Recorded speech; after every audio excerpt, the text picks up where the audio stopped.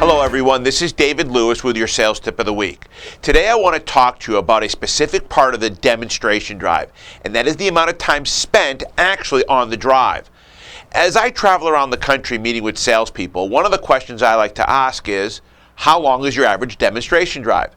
The most common answer I get is around 10 minutes. Now I do get some that state 15 to 20 minutes and some that actually state as little as 5 minutes. Regardless, you have to always remember that the demonstration drive is the high point of a great presentation.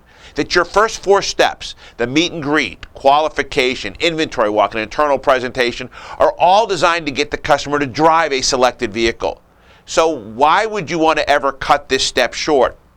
I know that some of you are going to cringe when I say this, but I believe that the demonstration drive should be a minimum of 30 minutes long. This gives the customer time to fully explore all the car has to offer, for you to create a friendship with the customer, and for the customer to fall in love with the vehicle they are driving. During the drive, never sell. Let the car sell itself.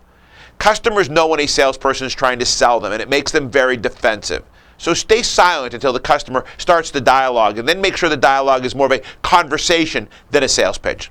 So, how do you increase your odds of a longer demonstration drive? Well, that's easy.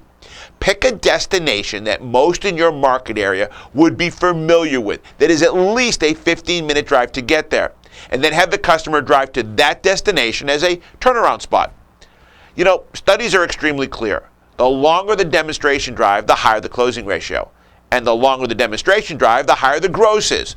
So manage yourself by the data. Take a longer demonstration drive, and the customer will reward you with more sales and higher commissions. I've never seen a salesperson who does longer demonstration drives regret doing so. Good luck, everyone, and have a great week.